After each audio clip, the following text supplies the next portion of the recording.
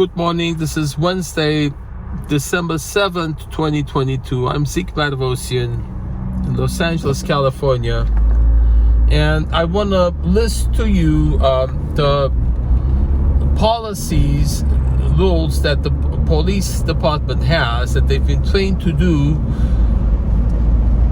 obviously to help assist a tenant scam go through. The reason scams are so prevalent is that the laws make them prevalent. The law. So if you look at the origins of these laws and policies that the police are trained in a police academy to carry out, it would become evident that they are motivated to help carry out a tenant scam specifically. That's what I'm expert at, because I've been through that for 2 years. The occupation itself was a year and a half. It's over. The scammer has been evicted, but I'm still going through repercussions: identity theft, cyber attack, online slander, threats, racial remarks. So I'll tell you. Number one, I'm always telling you, first they deny that it's a scammer. They don't want to look in the past. They say we have no jurisdiction to look in the past history, either the crimes or the past addresses, because it's outside of the jurisdiction. So it's outside that police department, only this area that it has jurisdiction over. Anything outside, they're not allowed to look at what she's done to the people in the past, conveniently. Who made that rule? Because it conveniently serves to hide what she's done to other people. Who came up with that policy? We can't look up on the computer, call the police department at an address she stayed at before, see what happened. They deny that she's a scammer. They keep insisting she's a tenant, even though she's not paying rent. She's there intentionally to cause trouble. A tenant wouldn't want to intentionally cause trouble to provoke you, to frame an evidence to sue you, blackmail you, or get you jailed, because that was her intention clearly from the very beginning. From the beginning, they pick people intentionally with certain conditions that I'm going to discuss: a mental disorder or childhood sexual abuse or elderly, anything that would make them vulnerable to an attack like this. And they keep coming. They say, what are we here for today? And if you're explaining to them that she's a scammer, they say, no, what happened now? Because we can only respond if a crime happened now. What is the origin of that policy and the training the police have to keep repeating, what are we here for today? If she didn't put a knife to your neck, then we can't help. It has to be a crime. It has to be physical. It has to cause you a wound. Otherwise, they do nothing about it. So she uses gaslighting. They don't acknowledge gaslighting as a crime. They keep saying, what's the crime? What's the crime? I put on that video of Detective Martinez on the second floor of the West Valley saying that. It's obvious he's in on it. It's obvious that the slogan of the gang is on my mailbox, in the room where she was doing drug dealing and prostitution, and was on the street corner. It's on the furniture. They refuse to acknowledge. They refuse to acknowledge she's a scammer. They refuse to acknowledge she's a criminal. They refuse to acknowledge she's a member of a gang. They refuse to acknowledge she's drug dealing, she's prostituting. They refuse to acknowledge the violations of the restraining order. They refuse to acknowledge the restraining order. And they constantly lie about it. And it's all documented. And they're constantly coming to me, scolding me, discouraging me from going to the police and reporting it. If I do file something, they just put it on the shelf. They just file it. They do nothing about it. They say, we don't have time to do it. And then they compartmentalize.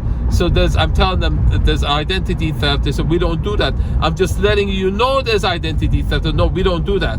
So they don't want to see the whole picture. They only want to see what happened right now. They don't want to see identity theft because another department, they compartmentalize in order not to see that she's there. She's used all these methods, all these people and then they look up. They say, well, we looked it up, we couldn't find you, even though they acknowledge so many times that I've refiled the restraining order.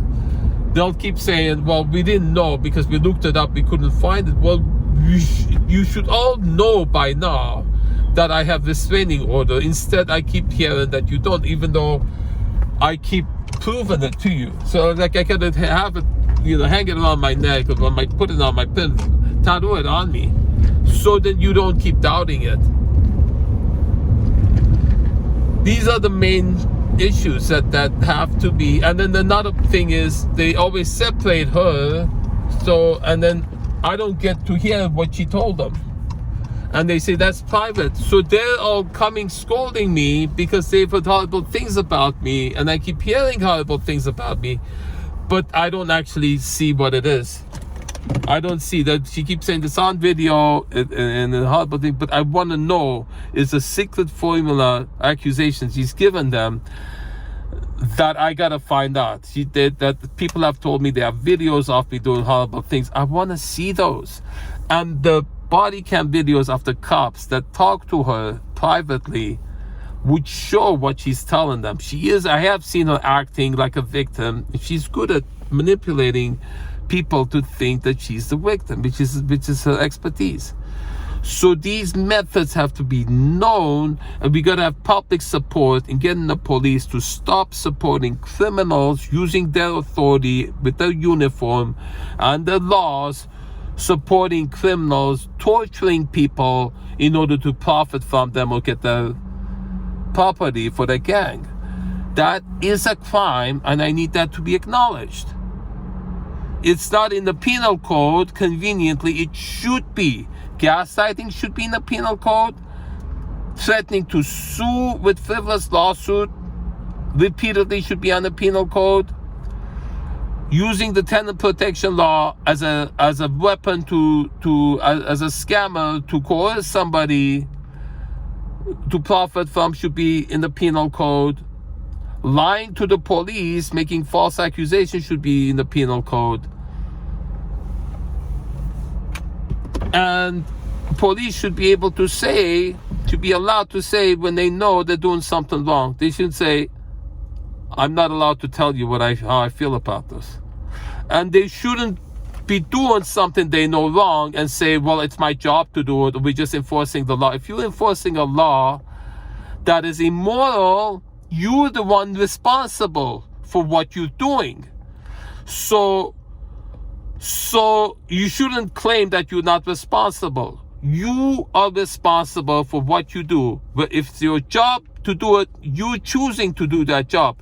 If it's the law for you to do it, you're choosing to enforce that law. That doesn't release you of responsibility. You're doing something wrong, you're responsible for what you do. Even if it's the law, even if it's your job, even if your boss makes you do it, you're the one doing it, you're responsible.